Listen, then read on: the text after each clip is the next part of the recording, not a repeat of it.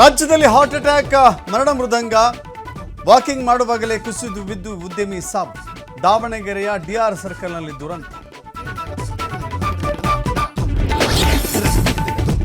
ಸಿಗಂದೂರು ಸೇತುವೆ ಉದ್ಘಾಟನೆಗೆ ಆಹ್ವಾನ ನೀಡಿದ ವಿಚಾರ ತಡವಾಗಿ ಸಿಎಂ ಸಿದ್ದರಾಮಯ್ಯಗೆ ಆಹ್ವಾನ ಕೊಟ್ಟಿದ್ದಾರೆ.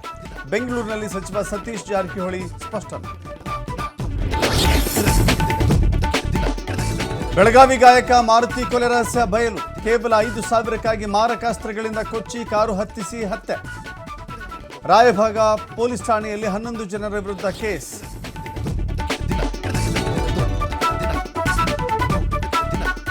ಸರ್ಕಾರಿ ಕಚೇರಿಯಲ್ಲಿ ದಲ್ಲಾಳಿಯ ಬರ್ತ್ಡೇ ಆಚರಣೆ. ಹಾಸನ ಜಿಲ್ಲೆ ಸಕಲೇಶಪುರದ ಆರ್ಟಿಒ ಕಚೇರಿಯಲ್ಲಿ ಸೆಲೆಬ್ರೇಷನ್.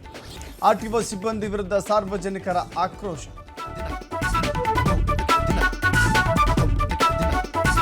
ಬಹುಭಾಷಾ ನಟ ಕೋಟಾ ಶ್ರೀನಿವಾಸರಾವ್ ನಿಧನ. ಹೈದರಾಬಾದ್ನ ಫಿಲ್ಮಿ ನಗರದ ನಿವಾಸದಲ್ಲಿ ವಿಧಿವಶ.